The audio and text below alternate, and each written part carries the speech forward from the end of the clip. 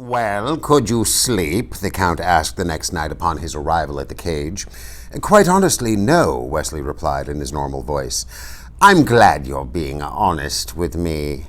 I'll be honest with you. No more charades between us, the Count said, putting down a number of notebooks and quill pens and ink bottles. I must carefully track your reactions, he explained. In the name of science, the Count nodded. If my experiments are valid, my name will last beyond my body. It's immortality I'm after, to be quite honest. He adjusted a few knobs on the machine. I suppose you're naturally curious as to how this works. I have spent the night pondering, and I know no more than when I started. It appears to be a great conglomeration of soft-rimmed cups and infinitely varied sizes, together with a wheel and a dial and a lever, and what it does is beyond me. Also glue, added the Count, pointing to a small tub of the thick stuff, to keep the cups attached. And with that he set to work, taking cup after cup, touching the soft rims with glue and setting them against Wesley's skin. Eventually I'll have to put one on your tongue, too, the Count said, but I'll save that for last in case you have any questions. This certainly isn't the easiest thing to get set up, is it? I'll be able to fix that in later models, the Count said. At least those are my present plans. And he kept right on putting cup after cup on Wesley's skin until every inch of exposed surface was covered. So much for the outside, the Count said. And then, this next bit is a bit more delicate. Try not to move. I'm chained hand and foot, Wesley said. How much movement do you think I'm capable of? Are you really as brave as you sound, or are you a little frightened? The truth, please. This is for posterity, remember. I'm a little frightened, Wesley replied. The Count jotted that down along with the time. Then he got down to the fine work, and soon there were tiny, soft-rimmed cups on the inside of Wesley's nostrils, against his eardrums, under his eyelids, above and below his tongue, and before the Count arose, Wesley was covered inside and out with the things. Now, all I do, the Count said very loudly, hoping Wesley could hear, is get the wheel going to its fastest spin, so that I have more than enough power to operate, and the dial can be set from 1 to 20, and this being the first time, I will set it at the lowest setting, which is 1, and then all I need do is push the lever forward, and we should, if I haven't gummed it up, be in full operation.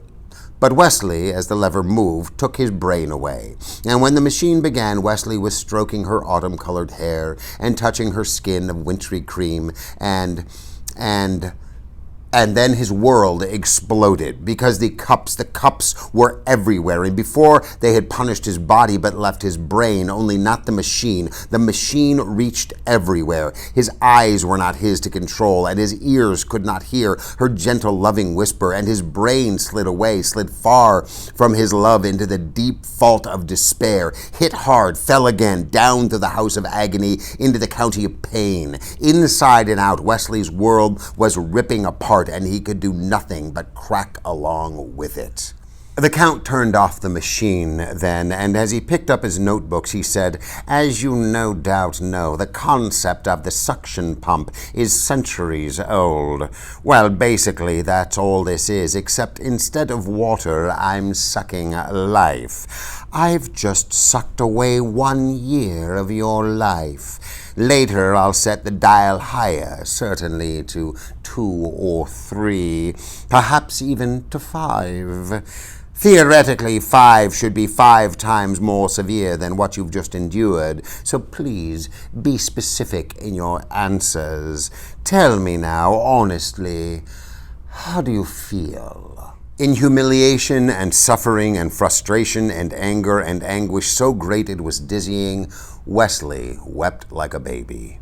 Interesting, the Count said, and noted it down. It took Yellen a week to get his enforcers together in sufficient number, together with an adequate brute squad, and so, 5 days before the wedding, he stood at the head of his company awaiting the speech of the prince. This was in the castle courtyard, and when the prince appeared, the count was as usual with him, although not as usual, the count seemed preoccupied, which of course he was, though Yellen had no way of knowing that. The count had sucked 10 years from Wesley this past week, and with the life of 65 that was average for a Florinese male, the victim had approximately 30 years remaining, assuming he was about 25 when they started experimenting. But how best to go about dividing that? The count was simply in a quandary. So many possibilities, but which would prove scientifically most interesting? The count sighed. Life was never easy. "You are here," the prince began, "because there may be another plot against my beloved. I charge each and every one of you with being her personal protector. I want the thieves' quarter empty and all the inhabitants jailed 24 hours before my wedding. Only then will I rest easy. Gentlemen, I beg you, think of this mission as being an affair of the heart, and I know you will not fail." With that, he pivoted and, followed by the count, hurried from the courtyard, leaving Yellen in command. The conquest of the thieves' quarter began immediately. Yellen worked long and hard at it each day, but the thieves' quarter was a mile square, so there was much to do. Most of the criminals had been through unjust and illegal roundups before, so they offered little resistance. They knew the jails were not celled enough for all of them, so if it meant a few days' incarceration, what did it matter? There were, however, a second group of criminals, those who realized that capture meant for various past performances death, and these, without exception, resisted. In general, Yellen, though adroit in handling the brute squad, was able to bring these bad fellows eventually under control. Still, 36 hours before the sunset wedding, there were a half a dozen holdouts left in the thieves' quarter.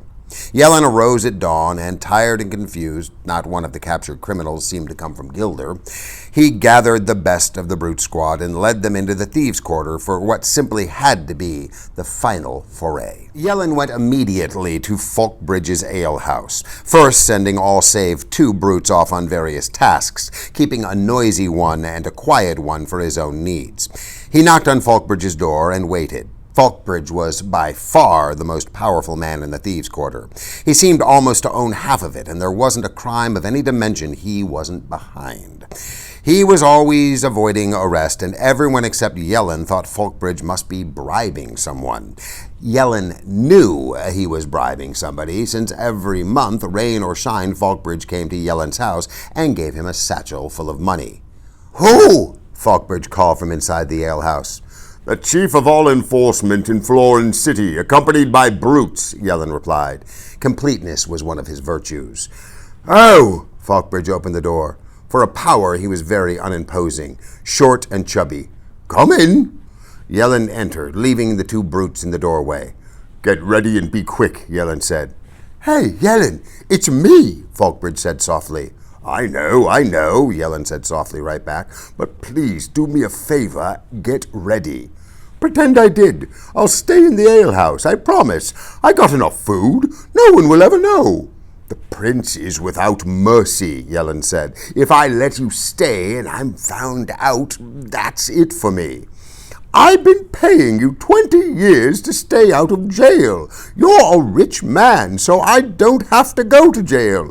Where's the logic of me paying you and no advantages?"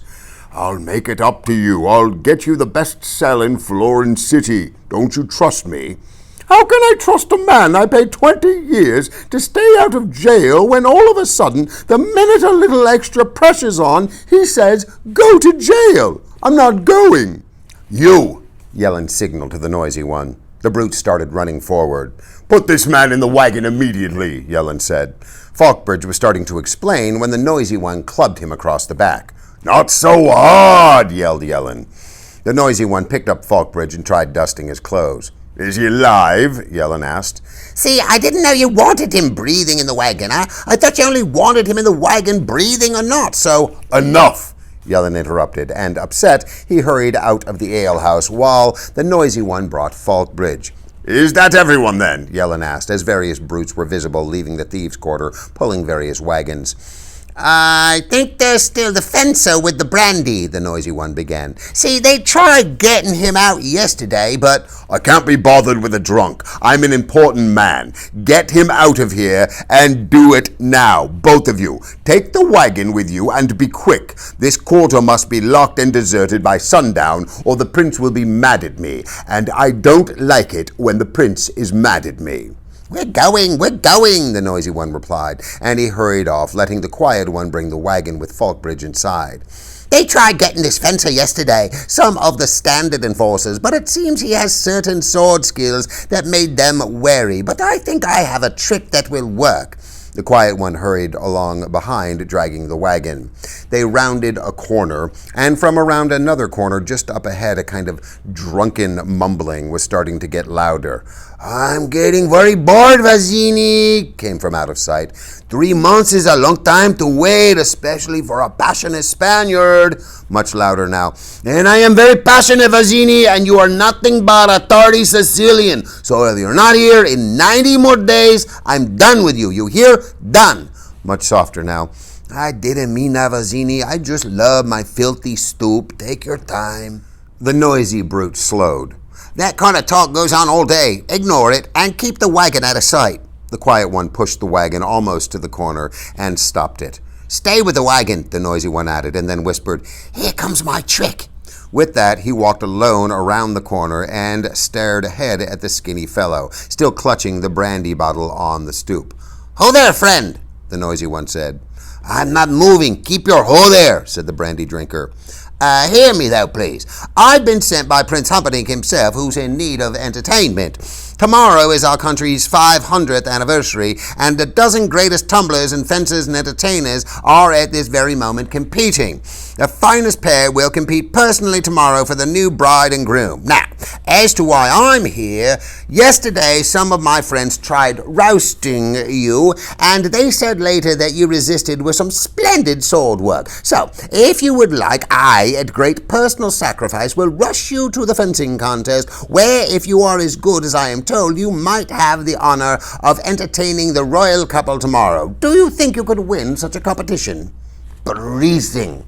Then hurry while there's still time to enter. The Spaniard managed to stand. He unsheathed his sword and flashed it a few times across the morning. The noisy one took a few steps backward and said, No time to waste. Come along now. Then the drunk started yelling, I'm waiting for Vazzini. Meanie. I'm not mean. I'm just following the rule.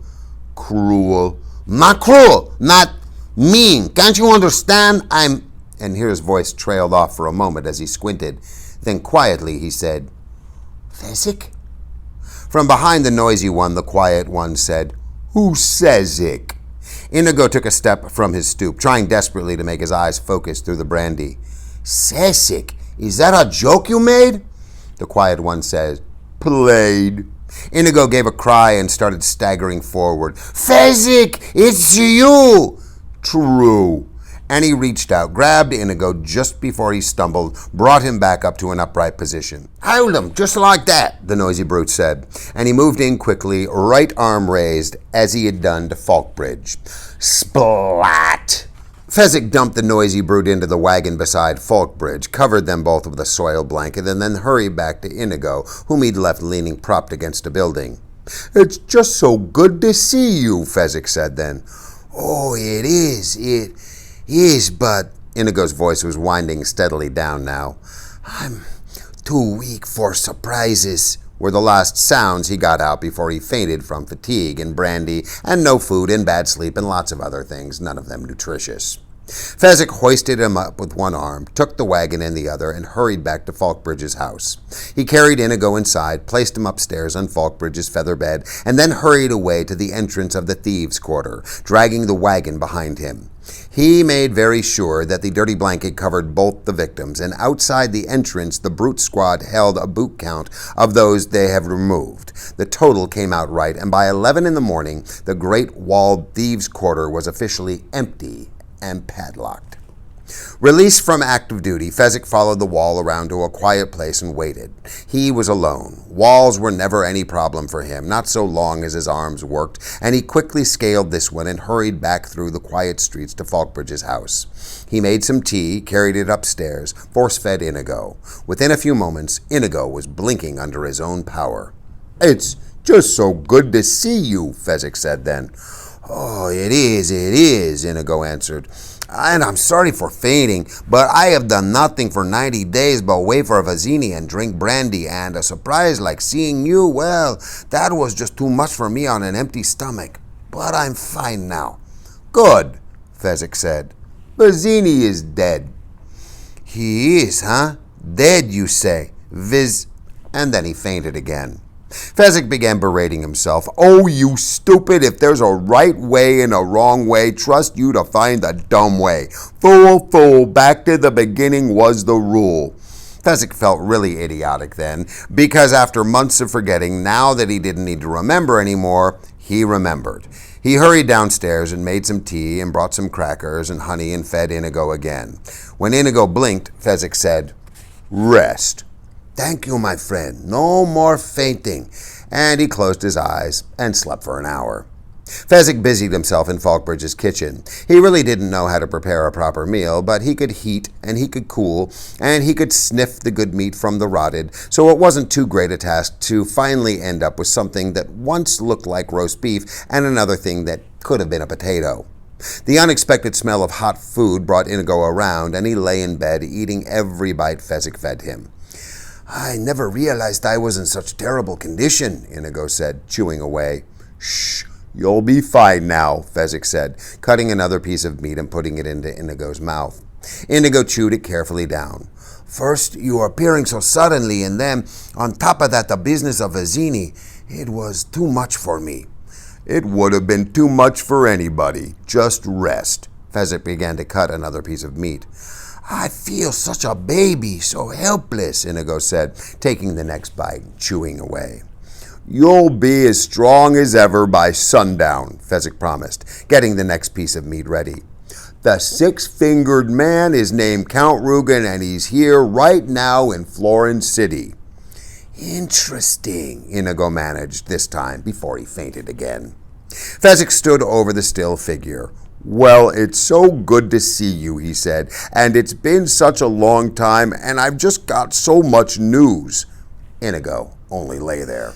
Fezik hurried to Falkbridge's tub and plugged it up, and after a lot of work, he got it filled with steaming water. And then he dunked Inigo in, holding him down with one hand, holding Inigo's mouth shut with the other. And when the brandy began to sweat from the Spaniard's body, Fezik emptied the tub and filled it again, with icy water this time. And back he plunged Inigo, and when that water began to warm a bit back, he filled the tub with steaming stuff again, and back went Inigo, and now the brandy was really oozing from his pores. And that was how it went. Hour after hour, hot to icy cold to steaming hot, and then some tea, and then some toast, and then some steaming hot again, and more icy cold, and then a nap, and then more toast, and less tea, but the longest steamer yet. And this time, there wasn't much brandy left inside, and one final icy cold, and then a 2-hour sleep, until by mid-afternoon, they sat downstairs in Falkbridge's kitchen, and now, at last, for the first time in 90 days, Inigo's eyes were almost bright.